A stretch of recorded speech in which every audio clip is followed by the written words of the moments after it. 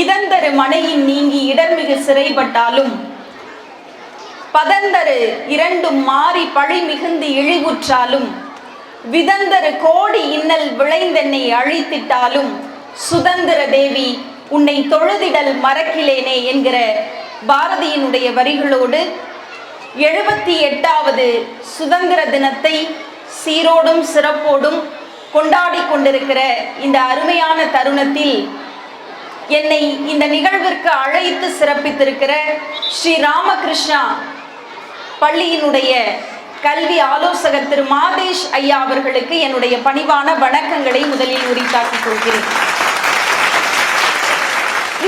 நான் பேசுவதற்கு முன்னதாக மாணவ செல்வங்கள் எல்லோரும் ஒரு பெரிய சத்தம் பேசிக்கொண்டே இருந்தார்கள்.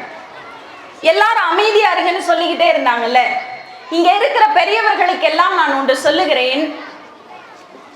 நான் பேசுவதற்கு முன்னதாக அவ்வளவு சத்தம் இருந்தும் கூட ஒரு செய்தியை நான் சொல்ல ஆரம்பித்த பிறகு அவர்கள் இந்த அளவிற்கு கூர்மையாக அமைதியாக உட்கார்ந்து கேட்கிறார்கள் என்றால் மாணவ செல்வங்களுக்கு நாம் சொல்வதை சரியாக சொன்னால் அவர்கள் நிச்சயம் கேட்டே தீர்வார்கள் என்பதற்கு இது சாட்சி. எனக்கு ஒரு 15-20 வருடங்களுக்கு முன்னதான ஒரு பசுமையான காலகட்டம் நினைவுக்கு வருகிறது. பொதுவா சுதந்திர தின விழா, குடியரசு தின விழானா பள்ளிக்கு ஏன் சந்தோஷமா போவோம்னா, முதல் விஷயம் கொடி ஏத்தனோட வீட்டுக்கு அனுப்பிச்சிருவாங்க. 2வது விஷயம் கொடி ஏத்தனோட மிட்டாய் கொடுப்பாங்க இல்ல. அதுவும் அன்றைக்கெல்லாம் இங்க இருக்கிற பெரியவர்களுக்கு தெரியும், அன்றைக்கெல்லாம் கொடியேற்றி முடிந்த பிறகு ஆரஞ்சு மஞ்சள் என்றிச்சு அந்த நிறங்களிலே இருக்கிற ஒற்றை காசு மிட்டாய்களை கொடுப்பார்கள். அதை நாங்கள் ஆசையோடு வாங்கி கொண்டு சாப்பிடுகிற போது இருந்த அந்த பசுமையான நினைவுகள் என் கண் முன்னே வந்து நிற்கிறது. ஆனா இன்னைக்கு எல்லாமே பிளாஸ்டிக்ல அடைச்சாச்சு. இன்னைக்கு அந்த மாதிரியான மிட்டாய்கள் எல்லாம் நாம் பார்ப்பதே இல்லை, அரிதாக இருக்கிறது. இந்த பள்ளி காலம் என்பது ஒரு பசுமையான நினைவுகளை சுமந்து கொண்டிருக்கிற காலம். அந்த காலத்திலே நின்று கொண்டிருக்கிற குழந்தைகளே, உங்களுக்கு இந்த சுதந்திர திருநாளில் ஏதோ வந்தோம் ஒரு மணி நேரம் உங்களை எல்லாம் சிரிக்க வச்சு பேசிட்டு போறது எனக்கு பெரிய விஷயம் இல்லை. ஆனால் இந்த சுதந்திர திருநாளிலாவது இந்த தேசத்திற்காக பாடுபட்டவர்களினுடைய சரித்திரத்தை நீங்கள் தெரிந்து கொள்ள வேண்டும். கொடியினுடைய அந்த வரலாறு நான் சொன்னேன், ஏன் கொடி கம்பத்திலே இப்படி பறக்க விடப்படுகிறது என்று. இந்த தேசிய கொடியை ஒரு மனிதர் சுமந்து கொண்டிருக்கிறார். நீங்க யாராவது ஒருத்தர், நம்ம அதுவும் சுதந்திரம் கிடைக்காத ஒரு காலகட்டத்திலே எங்களுக்கு சுதந்திரம் வேண்டும் என்று போராடி கொண்டிருப்பவர்கள் பல பேரை அடித்து துவம்சம் செய்கிறார்கள். அப்படி இருக்கிற ஒரு சூழ்நிலையில் ஒரு மனிதர் அன்றைக்கு அந்த கூட்டத்திற்கு தலைமை தாங்கி வந்தே மாதரம் வந்தே மாதரம்னு அப்படியே அறைகூவல் விடுத்து கொண்டே போகிற போது காவலாளிகள் எல்லோரும் சேர்ந்து அவரை மண்டையிலே ஓங்கி அடிக்கிறார்கள் மிகப்பெரிய தடிகளை கொண்டு. அவர் மண்டையில் ரத்தம் சொட்ட சொட்ட அப்படியே சரிந்து விழுகிறார். அதாவது அடிக்கிற வரைக்கும் கூட அந்த கொடியை நம்மால் கையிலே பிடித்து விட முடியும். ஆனால் அடித்த வழியிலே நம்மால் தாங்க முடியாத வழியோடு மயங்கிய நிலையிலும் கூட என் தேசத்துக்காக, என்னுடைய தேசத்தினுடைய கொடியை நான் ஒருபோதும் என் கையிலிருந்து விடவே மாட்டேன் என்கிற பிடிவாதத்தோடு இந்திய சுதந்திரத்தின் சுதந்திர கொடியை கையில் வைத்துக் கொண்டிருந்த திருப்பூர் குமரனை இன்றைக்கு பிள்ளைகளுக்கு எத்தனை பேர் அறிமுகப்படுத்துகிறோம்? இந்திய தேசம் ஒரு சுதந்திரம் முடிந்து இன்னைக்கு 78வது சுதந்திர தினத்தை கொண்டாடி கொண்டிருக்கிற நிலையில் எந்த விதமான வளர்ச்சி நிலைகளை நாம் அடைந்திருக்கிறோம் என்று யோசித்து பார்க்க வேண்டும். பாரதி அன்றைக்கு சொன்னார், அதாவது இன்னைக்கு தான் சுதந்திரம் அடைந்திருக்கு. ஆனா பாரதி சுதந்திரம் கிடைப்பதற்கு ஒரு 26 ஆண்டுகளுக்கு முன்னதாகவே ஒரு மிகப்பெரிய கனவை கண்டார். இரும்பை காய்ச்சி உருக்கிடுவீரே, இயந்திரங்கள் வகுத்திடுவீரே, அரும்பும் வேர்வை புவிமேல் உதிர்த்து 1000 தொழில் செய்திடுவீரே, பட்டினில் ஆடையும் பஞ்சினில் உடையும் பண்ணி மலைகள் என வீதி குவிப்போம், ஆலைகள் வைப்போம், கல்வி சாலைகள் வைப்போம், நடையும் பரப்பும் உணர் வண்டிகள் வைப்போம், இந்த ஞானம் நடுங்க வரும் கப்பல்கள் வைப்போம், வானை அளப்போம், கடல் மீனை அளப்போம், சந்திர மண்டலத்தியல் கண்டு தெளிவோம், காசி நகர் புலவர் பேசும் முறை கேட்க காஞ்சியிலே ஒரு கருவி செய்ய வேண்டும்னு பாரதி சொன்னார்.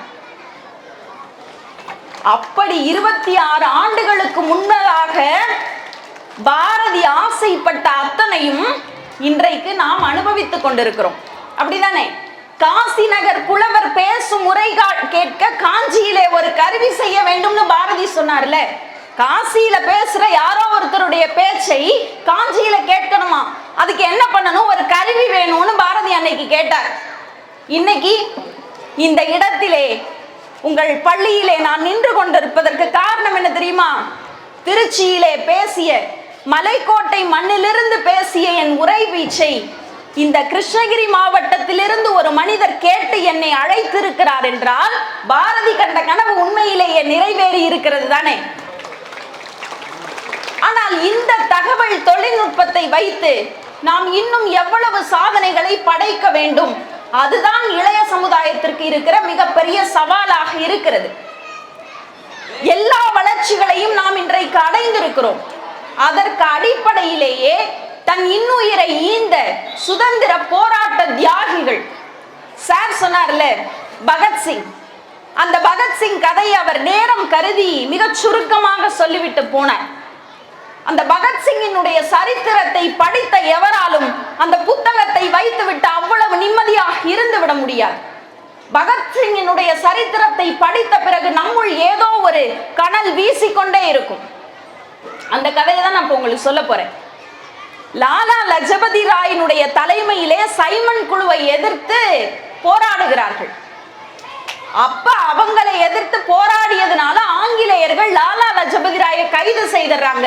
பகத்சிங், ராஜகுரு, சுகதேவ் எல்லாரும் சேர்ந்து பாராளுமன்றத்திலே குண்டு வீசி தன்னுடைய எதிர்ப்பை தெரிவிக்கிறார்கள்.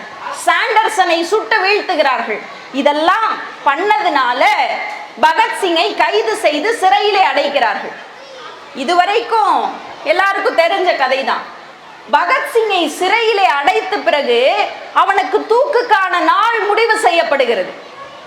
பகத்சிங், ராஜகுரு, சுகதேவ் 3 பேரை இந்த நாள்ல தூக்கிலிடப்படணும்னு முடிவு செய்யப்படுகிறது. இவங்க 3 பேரும் பிரிட்டிஷ் கமிஷனுக்கு ஒரு கடிதம் எழுதுகிறார்கள். என்ன கடிதம்னா, நாங்கள் எங்களை தவறு செய்தோம் என்பதற்காக இந்த சிறையிலே அடைத்து எங்களுக்கு தூக்கு தண்டனை அளிக்க வேண்டும் என்று சொல்லி இருக்கிறீர்கள். எங்களை தூக்கிலே போடக்கூடாது, மாறாக எங்களை துப்பாக்கிகளால் சுட்டு கொள்ள வேண்டும். எவ்வளவு தைரியம் இருக்கணும்ல!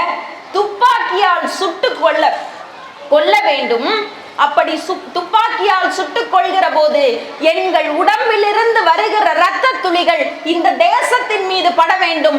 இது எங்கள் கோரிக்கைன்னு கமிஷன், பிரிட்டிஷ் கமிஷனுக்கு கடிதம் எழுதுகிறார்கள். ஆனால் பிரிட்டிஷ் கமிஷன் அவர்களுடைய கோரிக்கைகளை ஏற்கவில்லை. அதன் பிறகு தூக்கு நாள் குறித்த நாளுக்கு முன்னதாகவே அவர்களுக்கு அந்த தண்டனை நிறைவேற்றப்பட போகிறது. அவரை அழைத்து கொண்டு வருகிறார்கள். அப்போ ஒரு ஆங்கிலேய அதிகாரி கேட்கிறார், உனக்கு வருத்தமா இல்லையா? உன்னை தூக்குல போட போறாங்க, நீ வருத்தமே இல்லாம நடந்து போயிட்டு இருக்கே, உனக்கு வருத்தமா இல்லையான்னு கேட்கிறார். அப்போது பகத்சிங் சொன்ன வார்த்தை என்ன தெரியுமா? எனக்கு கொஞ்சம் கூட வருத்தம் இல்லை. ஏனென்றால் முதலாக புரட்சி தொடங்கிய போது இன்குலாப் ஜிந்தாபாத் என்று புரட்சி ஓங்குகன்னு நான் ஒருவனாக சொல்லிக் கொண்டிருந்தேனே, இன்றைக்கு நான் மரணித்தாலும் கூட இந்த சிறை கதவுகளுக்கு பின்னால் 1000 குரல்கள் என்னை போன்று இன்குலாப் ஜிந்தாபாத் என்று சொல்கிறார்களே, நான் ஒருவன் இறந்த போனாலும் கூட எனக்கு பின்னால் வருகிற தலைமுறை இந்த சுதந்திர காற்றை சுவாசிக்க வேண்டும் என்று போராடும் அல்லவா, அது எனக்கு மகிழ்ச்சின்னு பகத்சிங் பதில் சொல்கிறார். பதில் சொல்லிட்டு தூக்கு தண்டனையை நிறைவேற்ற போகிறார்கள். அப்போது உன்னுடைய கடைசி ஆசை என்னன்னு ஆங்கிலேய நீதிபதி கேட்கிறார். அப்பொழுது பகத்சிங் சொல்லுகிறார், எங்களுடைய கடைசி ஆசை என்ன தெரியுமா? எங்களை தூக்கில போட போறீங்க. தூக்கிலே போடுகிற போது பொதுவாக கருப்பு துணிகளை முகத்தில் போட்டுதான் தூக்கு தண்டனையை நிறைவேற்றுவார்கள். ஆனால் எங்களுக்கு அப்படி கருப்பு துணிகளை நீங்கள் போடக்கூடாது. நாங்கள் மரணிக்கிற போது கூட எந்த பாரத மாதாவை நான் பார்த்து கொண்டே சாக வேண்டும், இதுதான் என்னுடைய கடைசி ஆசைன்னு பகத்சிங் சொல்லுகிறார். சொன்ன உடனே சரி என்று சொல்கிற போது அந்த ஆங்கிலேய அதிகாரியை பார்த்து பகத்சிங் சிரிக்கிற போது பகத்சிங் அவரை பார்த்து சொல்கிறார், நீங்கள் மிகவும் கொடுத்து வைத்தவர். ஏன் தெரியுமா? ஒரு இந்திய புரட்சியாளன் இந்த தேசத்திற்காக தன் உயிரை ஈணுவதை, சிரித்துக் கொண்டே இந்த உயிரை கொடுப்பதை பார்க்கிற அதிர்ஷ்டசாலி நீங்கள் என்று அந்த ஆங்கிலேய அதிகாரியை பார்த்து பகத்சிங் பதில் சொல்லுகிறார். அதற்கு பிறகு இந்த மண்ணில் பகத்சிங், சுகதேவ், ராஜகுரு 3 பேரும் தூக்கிலிடப்படுகிறார்கள். ஆனால் அன்றைக்கு தூக்கிலிடப்பட்ட அவர்கள் மரணித்தார்களா என்றால் நிச்சயமாக இல்லை.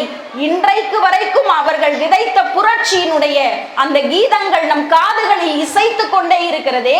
இந்த மாதிரியான புரட்சிகளுக்கு பின்னால் தான் இன்றைக்கு நாம் இவ்வளவு வசதியாய் எளிமையாய் சுதந்திரத்தை சுவாசிப்பதற்கு அடிப்படை. இன்னொரு கதையும் இருக்கு. சார் சொன்னாங்கல்ல, ஜாலியன் வாலாபாக் படுகொலைன்னு. நீங்க எல்லாம் ஸ்கூல் புத்தகத்துல படிச்சிருப்பீங்க. ஜாலியன் வாலாபாக் படுகொலை ஏன் நடந்துச்சுன்னு கேட்டா, ரவுலட் சட்டத்தை எதிர்த்து எல்லாரும் போராடினாங்க. ஆனா அதுல என்ன கொடுமைனா, அந்த ஜாலியன் வாலாபாக் படுகொலையை நடக்கிறதுக்கு அந்த கூட்டம் எல்லோரும் ஒன்றாக வந்திருக்கிற போது அத்தனை பேரையும் ஈவு இரக்கமின்றி சுட்டு கொன்றதை அந்த கூட்டத்திலே இருக்கிற ஒரு சிறுவன் பார்த்து கொண்டே இருக்கிறான். அவனுக்கு அந்த மரணத்தினுடைய ஓல குரல்கள் ஒலித்து கொண்டே இருக்கிறது மனதில். அவ்வளவு வழிகள்.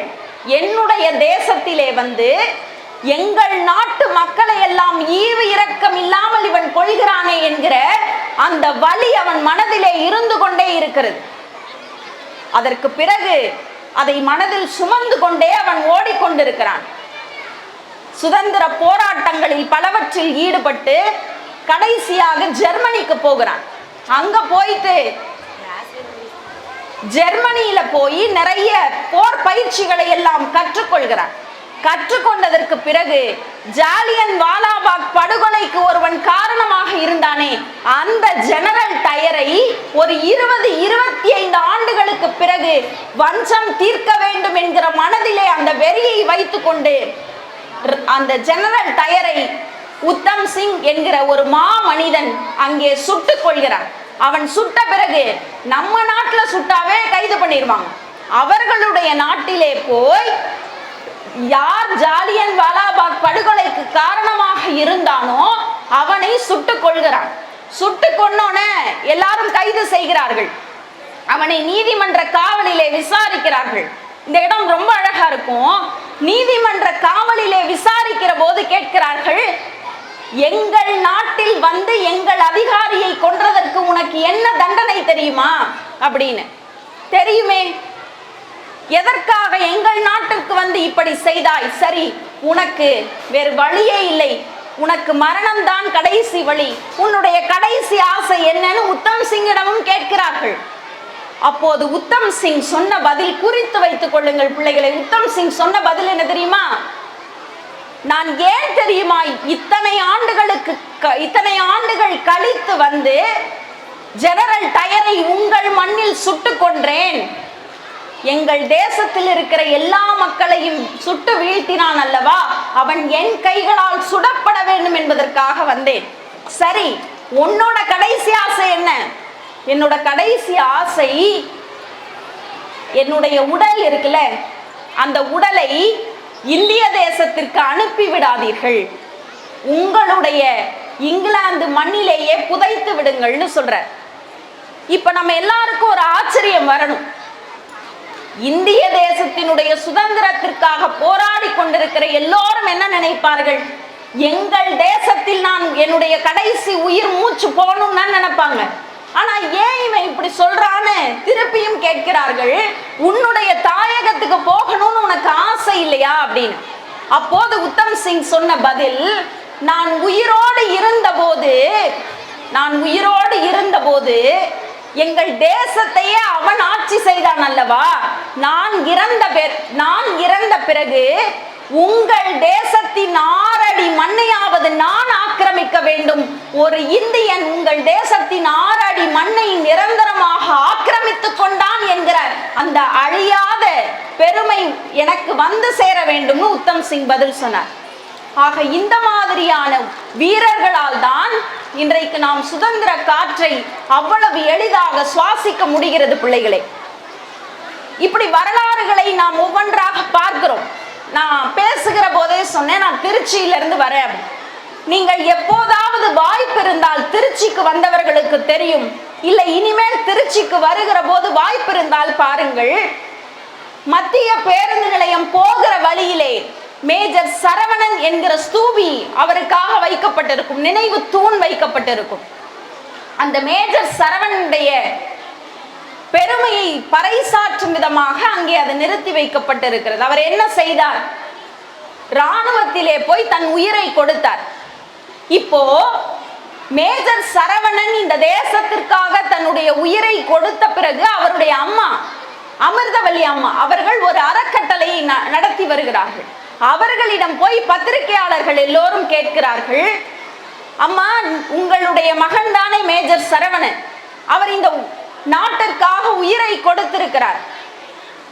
இதற்கு முன்னதாகவே உங்களுடைய கணவனும் உங்களுடைய மூத்த பிள்ளையும் இதே இந்திய தேசத்திற்காக இராணுவத்திலே போய் உயிரை விட்டவர்கள் தானே, நீங்கள் ஏன் மறுபடியும் மேஜர் சரவணனையும் இராணுவத்திற்குள்ளே அனுமதித்தீர்கள் என்று பத்திரிகையாளர்கள் கேள்வி கேட்கிறார்கள். பொதுவா நம்ம எல்லாருக்கும் அந்த எண்ணம் இருக்கும்ல, ஒரு தாய்க்கு மகன் என்கிற அந்த உறவு இருக்குல்ல, அது அவ்வளவு சீக்கிரமாக அவர்கள் இழக்க துணியவே மாட்டார்கள். அப்ப அமிர்தவல்லி அம்மா கிட்ட கேட்கிறாங்க, இப்போ உங்கள் கணவனையும் இழந்து உங்கள் மூத்த பிள்ளையையும் இழந்து மேஜர் சரவணனையும் இந்த தேசத்திற்காக இழந்து நீங்கள் தனியாய் நிற்கிறீர்களே, நீங்கள் வருத்தம் கொள்ளவில்லையான்னு கேட்கிறார்கள். அப்போது அவர்கள் தாயார் பதில் சொன்னாராம், நான் வருத்தப்படுகிறேன், நான் வருத்தப்படுகிறேன். ஏன் தெரியுமா? என்னுடைய கணவர் இறந்து போய் விட்டார் என்றோ, இல்லை என்னுடைய பிள்ளை இறந்து போய் விட்டது என்றோ, இல்லை மேஜர் சரவணன் இறந்து விட்டான் என்றோ நான் வருத்தப்படவில்லை. நான் எதற்காக வருத்தப்படுகிறேன் தெரியுமா? இந்த தேசத்திற்கு கொடுப்பதற்கு என்னிடம் இன்னொரு பிள்ளை இல்லையே என்று நான் கவலைப்படுகிறேன்னு அவர்கள் தாய் பதில் சொன்னார்களாம். ஆக இந்த தேசத்தின் மீது இருக்கிற நாட்டு பற்று, அது மாதிரியான உதாரணங்களை இன்றைக்கு பிள்ளைகள் வளரும் தலைமுறைக்கு சொல்வதற்கு ஆட்கள் இல்லை. இன்னைக்கு சினிமா நட்சத்திரங்கள் தான் ஆகச் சிறந்த தலைவர்களாக நாம் எண்ணிக்கொண்டிருக்கிறோம். இந்த மேடையில வேலுநாச்சியார் மாதிரி, ஜான்சி ராணி மாதிரி பிள்ளைகள் நின்றார்களே, அவர்களினுடைய வரலாறுகளை எல்லாம் பிள்ளைகள் நிச்சயமாக அறிந்து கொள்ள வேண்டும். நீங்க சென்னையிலிருந்து திருநெல்வேலி பயணப்படுகிற போது திருநெல்வேலிக்கு கொஞ்சம் முன்னதாக இருக்கிற மணியாச்சி ரயில் நிலையத்தை பார்த்தால் தெரிந்திருக்கும். இன்றைக்கு அமைதி தவழும் சூழலிலே மிக அமைதியாக உறங்கிக் கொண்டிருக்கிற அந்த மணியாச்சி ரயில் நிலையம் ஒரு நூற்றாண்டுக்கு முன்னதாக புரட்சியினுடைய வெடிகளை தாங்கிக் கொண்டு அவ்வளவு பெரிய போராட்டத்தை மனதிலே சுமந்து கொண்டு ஆங்கிலேய அதிகாரிகளுக்கு அறைகூவல் விடுத்த ரயில் நிலையமாக ஒரு காலத்தில் அந்த மணியாச்சி ரயில் நிலையம் இருந்தது. மணியாச்சி ரயில் நிலையத்திற்கு இன்றைக்கும் பெயர் என்ன தெரியுமா? வாஞ்சி மணியாச்சி என்றுதான் சொல்வார்கள். அந்த வாஞ்சி மணியாச்சியினுடைய வரலாறு அது எல்லாருக்கும் தெரியும். ஆஷ் துரையை மணியாச்சியினுடைய ரயில் நிலையத்திலே போய் சுட்டு கொன்று விட்டு, எங்கே ஆங்கிலேய அதிகாரிகள் நம்மை சுட்டு கொன்று விடுவார்களோ அது அவமானமாக இருக்கும் என்று தன்னை தானே சுட்டு கொண்டு வாஞ்சிநாதன் உயிரை விட்டான். இந்த கதை எல்லாருக்கும் தெரியும். இதை தாண்டி யாருக்கும் தெரியாத ஒரு கதையை நான் உங்களுக்கு சொல்றேன். வாஞ்சிநாதனுடைய மனைவி அவங்க வாஞ்சிநாதன் இறப்பதற்கு முன்னதாக அவர்கள் வீட்டிலே இருக்கிறார்கள். இன்னைக்கு நமக்கு சுதந்திரம் கிடைத்து விட்டது, பெண்கள்லாம் பெரிய சுதந்திரம் கிடைத்து இன்றைக்கு இவ்வளவு தூரம் பயணப்பட்டு எல்லா துறைகளிலும் கோலோச்சி கொண்டிருக்கிறோம். ஆனால் சுதந்திரம் அடையாத ஒரு காலகட்டத்திலே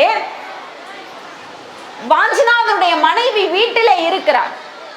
ஒரு 10 ஆங்கிலேய அதிகாரிகள் தடதடவென வீட்டிற்குள்ளே நுழைகிறார்கள்.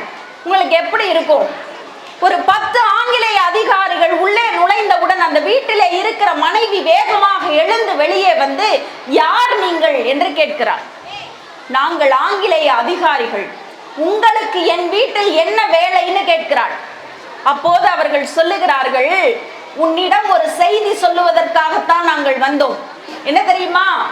உன்னுடைய கணவன் ஆங்கிலேயரை எதிர்த்து தொடர்ந்து போராடி கொண்டே இருக்கிறான், இப்படியே அவன் கழகம் செய்து கொண்டே இருந்தால் என்றால் அவன் ஆங்கிலேய அதிகாரிகளால் சுட்டுக் கொல்லப்படுவான்னு சொல்றான். இப்ப யோசிச்சு பாருங்க, உன்னுடைய கணவனை சுட்டு கொன்றுவாங்கன்னு சொன்னா ஒரு மனைவியாக எவ்வளவு பயம் இருக்கணும். ஆனால் அப்படி சுட்டு கொன்று விடுவார்கள் சொல்லிட்டு அந்த ஆங்கிலேய அதிகாரி தொடர்கிறார், உன்னுடைய கணவனை சுட்டு கொன்று விட்டால் நீ தனியாக விதவையாகி போவாய்னு சொல்கிறார். அப்போது வாஞ்சிநாதனுடைய மனைவி சொன்னாலாம் பதிலை, என்ன சொன்னீர்கள்? என்னுடைய கணவன் ஆங்கிலேயரை எதிர்த்து போராடினால் சுட்டுக் கொல்லப்பட்டால் நான் விதவையாகி விடுவேன் என்றுதானே சொன்னீர்கள். ஒரு கோழையினுடைய மனைவி என்று நான் வாழ்வதை விட, ஒரு கோழையினுடைய மனைவி என்று நான் வாழ்வதை விட ஒரு ஆகச் சிறந்த வீரனினுடைய விதவை என்று வாழ்வதில் எனக்கு பெருமை அதிகம், வெளியே எந்திரிச்சு போங்கடான்னு சொன்னாலாம். அவள் யார் என்றால் வாஞ்சிநாதனுடைய மனைவி பொன்னம்மாள். அவளுடைய சரித்திரங்களை நீங்கள் படிக்க வேண்டும் குழந்தைகளே. நிறைய இந்த மாதிரியான வரலாற்றில் சரித்திரம் படைத்தவர்கள் நிறைய பேர் இருக்கிறார்கள். அவர்களை பற்றிய செய்திகளை தேடி தேடி படியுங்கள். ஒன்றும் இல்லை, இன்றைக்கு இருக்கிற காலகட்டத்திலே பிள்ளைகளுக்கு நிறைய செல்லம் கொடுக்கிறோம்ல. இங்க நிறைய பெற்றோர்கள் வந்தார்கள். ஒரு மாறுவேட போட்டி என்று சொன்னவுடன் எவ்வளவு பணம் செலவழித்தும் கூட தன் பிள்ளைகளை மேடையேற்றி அழகு பார்க்க வேண்டும் என்கிற மனநிலையில் இன்றைக்கு பெற்றோர்கள் வந்து விட்டார்கள். அது நல்ல விஷயம்தான். ஆனால் அது எல்லா விஷயங்களிலும் இன்றைக்கு வெளிப்படுவதுதான் வேதனைக்குரியதாக இருக்கிறது. எல்லாவற்றிலும் இன்றைக்கு நாம் பிள்ளைகளுக்கு செல்லம் கொடுக்கிறோம் இல்ல, எல்லாத்துக்கும். ஏன் அவன் அடம் பிடிக்கிறான்னு என்னைக்காவது நீங்க யோசிச்சு பார்த்திருக்கீங்களா? எந்த பெற்றோரிடமாவது போய் நீங்க ஏன் எது கேட்டாலும் வாங்கி கொடுக்குறீங்கன்னு இன்னைக்கு கேட்டா அந்த பெற்றோர்கள் சொல்கிற முதல் வார்த்தை, எங்க மேடம் கேட்கிறான், அவன் ரொம்ப அடம் பிடிக்கிறான்னு சொல்றீங்க. ஆனால் உங்களுக்கு ஒன்று சொல்லுகிறேன் பெற்றோர்களே, அடம் பிடிப்பார்கள் என்கிற செயல், அந்த செய்கை அவர்கள் எங்கிருந்து கற்றுக்கொள்கிறார்கள் தெரியுமா? உங்களிடமிருந்து தான் அவர்கள் கற்றுக்கொள்கிறார்கள். நீங்கள் எதை சரியாக என் பிள்ளைக்கு தர முடியும் என்ற முடிவை நீங்கள் தான் எடுக்க வேண்டுமே தவிர அதை பிள்ளைகளின் கைகளில் கொடுப்பதனால் வந்த விபரீதம் இது. இன்னைக்கு பிள்ளைகளுக்கு ஆசைப்பட்ட எல்லாத்தையும் நீங்கள் வாங்கி கொடுப்பதனால்தான் அவர்கள் பின்னாளில் ஏதோ ஒன்று கிடைக்காத போது அப்படியே துவண்டு விடுகிறார்கள். அதே மாதிரி பிள்ளைகளுக்கும் நான் சொல்றேன், இங்க 11, 12ஆம் வகுப்பு பிள்ளைகள் எல்லாம் அமர்ந்திருக்கிறீர்கள். அடுத்து இன்னும் 1-2 ஆண்டுகளுக்குள்ளாக உங்கள் வாழ்க்கையினுடைய அடுத்த கட்ட கல்லூரி வாழ்க்கையை நீங்கள் அனுபவிக்க போகிறீர்கள். ஆனால் நம்ம எல்லாரும் என்ன தெரியுமா நினைச்சிட்டு இருக்கோம்? ஸ்கூல் படிச்சு முடிச்சுட்டு காலேஜ் போயிட்டா நம்ம ஜாலியா இருக்கலாம் இல்ல? ஸ்கூல் வரைக்கும் தான் கஷ்டம், காலேஜ்ல எந்த பிரச்சனையும் இல்லை, நல்லா ஜாலியா இருக்கலாம். ஆனால் அது உண்மை இல்லை பிள்ளைகளே. நீங்கள் பள்ளிக்கூடத்திலே இந்த 11, 12ஆம் வகுப்பிலே உங்கள் இலக்கு எது என்பதை தேர்ந்தெடுத்தால் மட்டும்தான் உங்களுடைய வாழ்க்கை பாதை அடுத்த கட்டத்தை நோக்கி பயணிக்க முடியும். இந்த வாழ்க்கையினுடைய ஒரு பாதியில் நீங்கள் உங்களை தகுதிப்படுத்திக் கொள்ளவில்லை என்றால் வாழ்க்கையினுடைய மீதி பாதி உங்களை தூக்கி எறிந்துவிடும் என்கிற உண்மையை இன்றைக்கு உணராத இளம் தலைமுறையினர் நிறைய பேர் இருக்கிறார்கள். வாழ்க்கையினுடைய யதார்த்தத்திற்கு, வாழ்க்கையினுடைய நிஜத்திற்கு பிள்ளைகளை கொண்டு வாருங்கள்.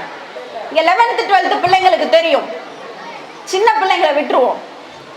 எல்லாருக்கும் வீட்டுல ஏதாவது விசேஷம்னு வச்சுக்கோங்களேன், உங்களுக்கு என்னெல்லாம் வேணுமோ அதெல்லாம் பார்த்து பார்த்து வாங்கி கொடுப்பாங்கல்ல. எதெல்லாம் வேணுமோ பார்த்து பார்த்து வாங்கி கொடுக்குறாங்க. இப்ப இங்க கூட ஒரு மாறுவேஷ போட்டினா சும்மா வீரபாண்டிய கட்ட, எனக்கெல்லாம் நினைவு தெரிஞ்சு மாறுவேட போட்டினா எங்க வீட்டுல என்ன தெரியுமா சொல்லுவாங்க, செலவில்லாம எந்த வேஷம் போடணுமோ அந்த வேஷத்தை போட்டுட்டு போய் பேசிட்டு வந்துருப்பாங்க. ஏன்னா பேச்சு என்கிற ஆயுதம் கையில இருக்கிற போது செலவு செய்யாத மேக்கப் போட்டு பேசிட்டா என்ன, அந்த மாதிரியான சூழலில் எல்லாம் நாங்கள் வளர்ந்தவர்கள். ஆனா இன்னைக்கு ஒரு மேடையில் வந்து ஒரு சின்ன ஒரு வேஷம் போட்டு நிற்பதற்கு உங்கள் பெற்றோர்கள் அவ்வளவு சிரத்தை எடுத்து ஆசையா எல்லாம் பண்றாங்க. இப்ப நான் எப்படி ஒப்பிட்டு பார்க்கிறேன் என்றால், ஒரு நிமிடம் மேடை ஏறி அடுத்த நிமிடம் மேடைக்கு கீழே இறங்க போகிற உங்களுக்கு எது மிக சரியாக இருக்கும் என்று பார்த்து பார்த்து வடிவமைத்து கொடுக்கிற உங்கள் பெற்றோர்கள் உங்கள் வாழ்க்கையினுடைய கடைசி வரைக்கும் வரப்போகிற வாழ்க்கை துணையை, வருங்கால வாழ்க்கையை, என் பிள்ளைக்கு இதுதான் சரியாக இருக்கும் என்கிற முடிவை பெற்றோர்கள் எடுப்பார்கள் என்று ஏன் இன்றைக்கு பிள்ளைகள் நம்ப மறுக்கிறீர்கள்? அதைத்தான் நான் கேள்வியாக வைக்கிறேன். தாய் தந்தை அவர்களை தாண்டி, ஆசிரியர்களை தாண்டி இந்த உலகத்தில் நல்லது செய்வதற்கு யாருமே வரமாட்டாங்க. ஆசிரியர்கள் என்பவர்கள் இந்த உலகத்தினுடைய உன்னதத்தன்மை படைத்தவர்கள். ஏன் அப்படி சொல்றேன்னா, நீங்க வேற எங்க போனாலும் நான் ஜெயிச்சுட்டேன்னு நீங்க யார்கிட்ட சொல்லி பாருங்களேன். உங்க பக்கத்து வீட்டுக்காரவங்கள்ட்ட கூப்பிட்டு நான் ஜெயிச்சுட்டேன் அப்படின்னு சொன்னா, இவளா ஜெயிச்சா, இவளுக்கு அவ்வளவு அறிவெல்லாம் கிடையாதே அப்படின்னு சொல்லுவாங்க. இதுவே உங்க சொந்தக்காரவங்கள்ட்ட சொல்லி பாருங்களேன், ஏதோ சும்மா பீத்திக்கிட்டு அலையிறாங்க, உண்மையா ஜெயிச்சாங்களான்னா யாருக்கு தெரியும் அப்படின்னு சொல்லுவாங்க.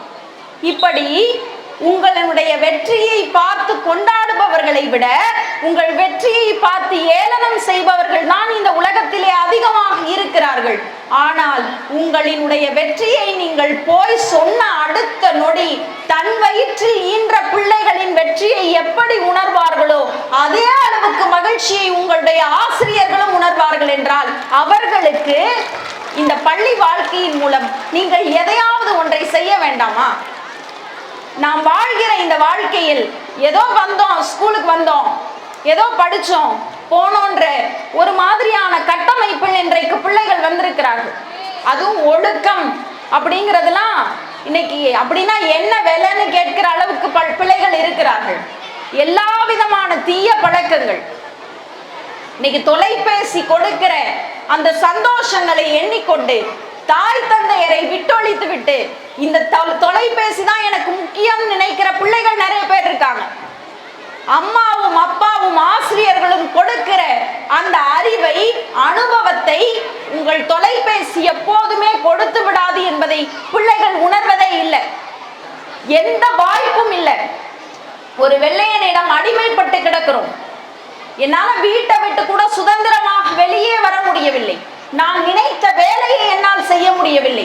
அப்படியெல்லாம் இருந்த காலங்கள் மாறி இன்றைக்கு நம் கைகளில் எல்லாமே வந்து சேர்ந்திருக்கிறது. உங்களுக்கு எல்லாம் இன்றைக்கு கிடைத்திருக்கிறது. ஆனால் இந்த கிடைத்த சுதந்திரத்தை வைத்து எத்தனை பேர் அதை சரியான முறையில் பயன்படுத்தி கொண்டு வாழ்க்கையினுடைய அடுத்த கட்ட நகர்தலை நோக்கி நகர்கிறார்கள் என்பதுதான் மிகப்பெரிய கேள்வியாக இருக்கிறது. அந்த கேள்விக்கான பதிலை நீங்கள் உங்களில் தேட வேண்டும். இந்த கல்வி என்கிற ஆயுதம் இருக்குல்ல, அது மிகப்பெரியது. அந்த கல்வி கொடுக்கிற இன்பம், அது கொடுக்கிற மரியாதையை இந்த உலகத்துல வேற யாரும் உங்களுக்கு தரமாட்டாங்க. நான் அதுக்கு ஒரு உதாரணம் சொல்றேன். கர்ம வீரர் காமராஜர் அவர்களை பற்றி உங்கள் எல்லோருக்கும் தெரியும் தானே? இந்த காமராஜர் அவர்கள் முதலமைச்சராக இருந்த போது அவர்கிட்ட மருத்துவம் படிப்பதற்கான விண்ணப்பங்கள் வந்து இருக்கிறது. அந்த காமராஜர் எந்த விண்ணப்பங்களை எல்லாம் தேர்வு செய்கிறாரோ அவர்கள் தான் மருத்துவம் படிப்பதற்கு தகுதியானவர்கள். இப்போ காமராஜருடைய உதவியாளருக்கு ஒரு சந்தேகம் வருகிறது. என்ன சந்தேகம்? காமராஜர் எந்த அடிப்படையில் இந்த விண்ணப்பங்களை எல்லாம் தேர்வு செய்ய போகிறார்? ஏன்னா ஒருவேளை முதலமைச்சருக்கு தெரிந்தவராக இருப்பார்களோ, முதலமைச்சரிடம் சிபாரிசு செய்யப்பட்டவர்களாக இருப்பார்களோ, அவர்களைத்தான் காமராஜர் தேர்வு செய்வாரோ என்று பல குழப்பங்கள் அங்கே ஓடிக்கொண்டிருக்கிறது. காமராஜர் தன் மேசையின் மேல் இருந்த விண்ணப்பங்களை வேகமாக எடுத்து அதில் ஒரு 30 விண்ணப்பங்களை மட்டும் இவர்கள் தான் மருத்துவம் படிப்பதற்கு தகுதியானவர்கள்னு சொல்லி கொடுக்கிறார். கொடுத்தவுடன் இந்த உதவியாளருக்கு ஒரு பெரிய ஆச்சரியம். அவர் கேட்கிறார், எந்த அடிப்படையில் இந்த 30 விண்ணப்பங்களை தேர்ந்தெடுத்தீர்கள் என்று எனக்கு குழப்பமாக இருக்கிறது, எந்த அடிப்படையில் தேர்வு செய்தீர்கள் அப்படின்னு கேட்டவுடன் காமராஜர் சொன்ன பதில், குழந்தைகளை, அவர் என்ன தெரியுமா பதில் சொன்னார்? யாருடைய விண்ணப்பங்களில் எல்லாம், யாருடைய மருத்துவ விண்ணப்பங்களில் எல்லாம் பெற்றோர் கையொப்பம் என்று இருந்த இடத்தில் கையெழுத்திற்கு பதிலாக கை நாட்டு வைக்கப்பட்டிருந்ததோ, யாருடைய விண்ணப்பங்களில் எல்லாம் பெற்றோர் கையொப்பம் என்று இருந்த இடத்தில் கையொப்பத்திற்கு பதிலாக கை நாட்டு வைக்கப்பட்டதோ, எவன் ஒருவன் தான் கை நாட்டாக இருந்தாலும் தன் பிள்ளை மருத்துவம் படிக்க வேண்டும் என்று கனவு கண்டானோ அவனுக்கு இந்த மருத்துவ படிப்பிற்கான விண்ணப்பங்களை நான் தேர்வு செய்தேன்னு காமராஜர் பதில் சொன்னார். அப்போ அப்படி நேர்மையான ஆட்சியாளர்களினால் இன்றைக்கு நம் கைக்கு கல்வி வந்து கிடைத்திருக்கிறது. அந்த கல்வியை வைத்துக்கொண்டு புரட்சிகரமாக ஏதாவது ஒரு சிந்தனையை அதிலே செலுத்தி அதன் மூலமாக நீங்கள் வெற்றி கண்டால்தான் உங்கள் வாழ்வு நிறைவான பகுதியை நோக்கி செல்லும். காந்தியடிகள் வேஷம் போட்டு ஒரு குழந்தை வந்தது. கொடி ஏற்றுகிற போது ஏன் காந்தியை முன்னதாக வைக்கிறோம்? நிறைய போராட்ட தியாகிகளை நமக்கு தெரியும். ஆனால் காந்தியை ஏன் நாம் முன்னிலைப்படுத்துகிறோம் தெரியுமா? நீங்கள்லாம் அவசியம் அது தெரிஞ்சுக்கணும். ஒரு முறை வின்சென்ட் சர்ச்சில் அவர்கள் காந்தியை பத்தி அவதூறாக பேசிக் கொண்டிருக்கிறார். பொதுவாகவே நமக்கு என்ன பழக்கம்? யாராவது ஒருத்தர் இல்லைன்னா அவர்களுக்கு பின்னால் நாம் நல்லா பேசுவோம், இல்ல? அந்த மாதிரி காந்தியடிகளை பற்றி வின்சென்ட் சர்ச்சில் அவர்கள் அவமரியாதையாக பேசிக் கொண்டிருக்கிறார். அப்போது காந்தியடிகள் உள்ளே வந்தவுடன் வின்சென்ட் சர்ச்சில் சட்டென்று அமைதியாகி விடுகிறார். ஏன் நான் உள்ளே வந்தவுடன் அமைதியாகி விட்டீர்கள் என்று காந்தியடிகள் கேட்டபோது சர்ச்சில் இப்படி பதில் சொன்னாராம்: நீங்கள் ஒரு 5000 துப்பாக்கிகளை கைகளிலே எடுத்திருப்பேன், நீங்கள் ஒரு பீரங்கியை கையிலே எடுத்திருந்தால் நான் அதற்கு 2 மடங்கான பீரங்கிகளை கையிலே எடுத்திருப்பேன், நீங்கள் சில அணுகுண்டுகளை கையிலே எடுத்து வீசி இருந்தால் நான் அதற்கு மேலான அணுகுண்டுகளை எடுத்து உங்கள் மேல் வீசி இருப்பேன். நான் ஏன் தெரியுமா அமைதியாக இருந்தேன்? நீங்கள் அகிம்சையை அல்லவா கையில் எடுத்திருந்தீர்கள், அதனால் நான் அமைதியாகிவிட்டேன்னு வின்சென்ட் சர்ச்சில் காந்தியடிகளை பார்த்து சொன்னாராம்.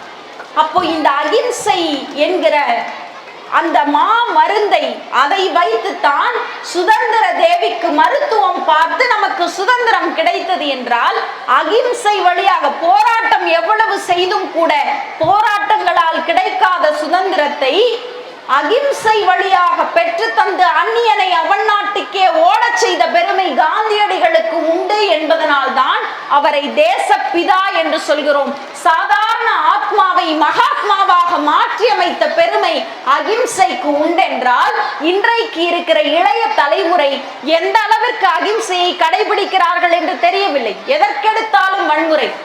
சமீபத்திலே ஒரு பள்ளியிலே 2 மாணவர்கள் தாக்கிக் கொள்கிற போது ஒரு ஆசிரியர் உள்ளே நுழைந்து தடுக்க முயன்று கடைசியில் அந்த ஆசிரியரும் சேர்த்து அடித்து காயங்களோடு வெளியே வந்ததாக செய்திகளை பார்க்கிற போது உண்மையிலேயே மனது மிக சங்கடப்படுகிறது.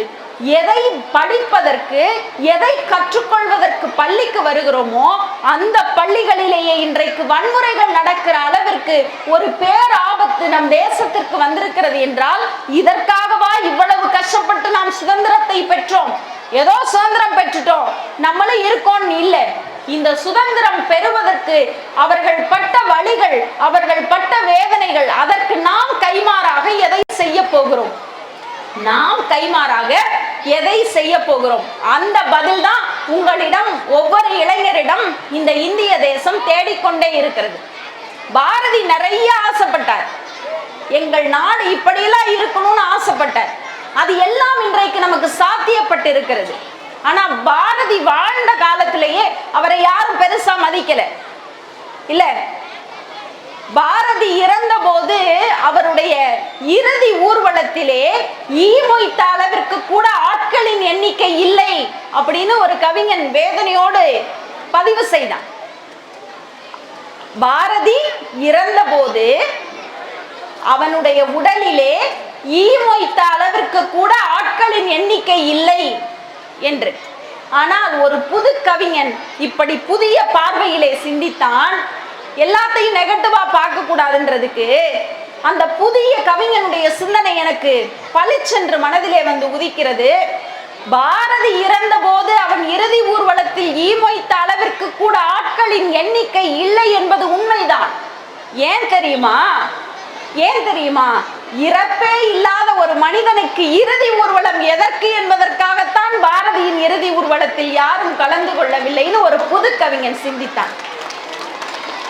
அப்போ இந்த தேசத்தில் எத்தனையோ இன்றைக்கு பிரச்சனைகள் இருந்தாலும் கூட அந்த பிரச்சனைகளை மட்டுமே பார்த்து கொண்டிருக்காமல் புதிய சிந்தனைகளோடு, புதிய உத்வேகத்தோடு, புதிய நம்பிக்கைகளோடு இந்த தேசத்துக்கு நாம் என்ன செய்ய போகிறோம், இந்த இந்திய திருநாட்டிற்கு நாம் என்ன செய்ய போகிறோம், அது விளையாட்டாக இருக்கட்டும், கல்வியாக இருக்கட்டும், அறிவியல் துறையாக இருக்கட்டும், ஒரு விளையாட்டு வீரன் அப்படின்னு உங்க மனசுல நீங்க ஆகணும்னு நினைச்சிட்டீங்கன்னா சாதாரண விளையாட்டு வீரனாலாம் இருந்துடக்கூடாது. ஒலிம்பிக்ஸ்ல போய் தங்கப்பதக்கம் வாங்கி அத்தனை நாடுகளுக்கு மத்தியிலும் கம்பீரமாக நாம் நிமிர்ந்து நின்று நம் கழுத்தில் அந்த பதக்கத்தை ஏந்துகிற போது நம் நாட்டினுடைய தேசிய கீதம் இசைக்கப்படுகிறதே, அந்த ஒரு நொடியை அனுபவிக்கிற விளையாட்டு வீரனாக நீங்கள் வர வேண்டும். விளையாட்டு வீரனா சாதாரணமா ஏதோ நானும் விளையாண்டேன்னு போக கூடாது. அதுவே நீங்கள் கல்வித்துறையில் ஈடுபட வேண்டும் என்று நினைத்தால் மிகப்பெரிய கல்வி என்னும் ஆயுதத்தை சுமந்து அதில் இருக்கிற அறிவார்ந்த கருத்துக்களை உங்கள் மனதிலே ஏற்றுக்கொண்டு படித்து ஏதாவது ஒரு புதிய கண்டுபிடிப்பை கண்டுபிடித்து கடைக்கோடியில் பிறந்தாலும் கூட ஒட்டுமொத்த இந்தியர்களின் உயிர் நாடியாக இருந்த கலாமை போல் இருந்து மறைய வேண்டும். ஆக நாம் ஜெயித்தால் இந்த உலகம் நம்மை ஒரு அடி உயரத்திற்கு மேலே அண்ணாந்து பார்க்கிற அளவிற்கு இந்த வாழ்க்கையை வாழ்ந்துவிட்டு நாம் பிறந்திருக்கிற இந்த தேசத்திற்கு நம்மால் ஏதேனும் ஒரு பெருமையை கொடுக்க வேண்டும் என்பதுதான் இந்த சுதந்திர தின செய்தியாக நான் உங்களுக்கு சொல்லிவிட்டு போகிறேன். நிறைய இருக்கு குழந்தைகளே, என்னால் இந்த 1 மணி நேரம் உங்களை சிரிக்க வச்சு பேச முடியும், நிறைய நகைச்சுவைகளை சொல்ல முடியும். ஆனால் இன்றைக்கு தொலைபேசிகளையும் தொலைக்காட்சிகளையும் திறந்து பார்த்தால் ஆயிரம் நகைச்சுவைகள் உங்கள் முன்னே வந்து கொட்டி கிடக்கிறது. இன்றைக்கு நல்ல செய்திகளை சொல்வதற்குத்தான் தமிழ்நாட்டில் நிறைய ஆட்கள் காணாமல் போயிருக்கிறார்கள். அதனால் இந்த சுதந்திர தின விழாவில் நான் சொன்ன இத்தனை தலைவர்களில் யாரோ ஒருவரினுடைய அந்த தேசப்பற்றை உங்கள் மனதிலே வாங்கி கொண்டீர்களே, ஆனால் அதுதான் என் பேச்சினுடைய வெற்றியாக இருக்கும். நீங்கள் இப்படி கற்பனை செய்து பாருங்கள், சுதந்திரமே இல்லை, இன்னைக்கு இருக்கிற டிவி, போன், நெட்வொர்க் எதுவுமே கிடையாது, வாட்ஸ்அப், ஃபேஸ்புக் எதுவுமே கிடையாது. ஒரு காலத்துல அடிமைப்பட்டு கிடக்கிறோம். அவங்களுக்கு எவ்வளவு பெரிய நாட்டுப்பற்று இருந்திருக்குல்ல, இந்த தேசத்துக்காக நான் சாகணும்டா. ஒரு சுதந்திர போராட்ட வீரன் தூக்கு மேடையில இருக்கிற போது அவங்க தாய் முன்னே நின்று அழுது கொண்டிருக்கிறாள். அப்ப அந்த வீரன் சொல்லுகிறானா, அம்மா நீ அழாதம்மா, நீ அழாத, ஏனென்றால் உனக்கு நிச்சயமாக நான் மீண்டும் பிள்ளையாக பிறந்து வருவேன்னு சொல்றான். நீ எப்படி மீண்டும் பிள்ளையாக பிறந்து வருவாய் என்பது எனக்கு தெரியும் அந்த தாய் கேட்கிறாள். அதற்கு அவன் சொல்கிறான், பிறந்த குழந்தையினுடைய கழுத்தை தடவி பாருங்கள், அதில் தூக்கு கயிற்றினுடைய தடம் அந்த குழந்தையின் கழுத்திலே இருக்கும்னு சொல்கிறான். அப்போ அந்த மாதிரி ஒரு தேசப்பற்று அன்றைக்கு இருந்தது இளைஞர்களிடம். துடிப்போடு இந்திய தேசத்திற்காக போராடினார்கள். ஆனா இன்னைக்கு நம்ம ஒரு நேஷனல் ஆந்தம் பாடினா கூட எழுந்து எல்லோரும் நிற்பதற்கு யாரோ ஒருவர் நம்மை அமைதியாக வாட்சிங் பண்ணிக்கிட்டே இருந்தாதான், யாரோ ஒருத்தர் நம்மை கண்காணிக்கிறார்கள் என்றால் தான் அதை கூட சரியாக செய்கிற அளவிற்கு இன்றைக்கு பிள்ளைகளினுடைய மனநிலை மாறி போயிருக்கிறது. என்றால் இந்த சூழ்நிலைகளை தாண்டி இந்த சுதந்திரத்தை உண்மையிலேயே மனப்பூர்வமாக நாம் எப்போது அனுபவிக்கிறோம் என்றால், கிடைத்திருக்கிற இந்த அரிய வாய்ப்பை பயன்படுத்தி அதை மிகச்சிறப்பான வழியில் உங்களுக்கு கல்வியை கொடுக்கிற கல்வி நிறுவனத்திற்கும், உங்களை பெற்ற பெற்றவர்களுக்கும், உங்களை சுமந்து கொண்டிருக்கிற உங்கள் ஊருக்கும் இந்த இந்திய தேசத்திற்கும் ஏதாவது ஒரு பெருமையை நீங்கள் தேடி தந்தால்தான் இந்த வாழ்க்கை அழகானதாக இருக்கும். ஆக அந்த மாதிரி ஒரு மிகச்சிறந்த வாழ்க்கையை நீங்கள் வாழ வேண்டும்.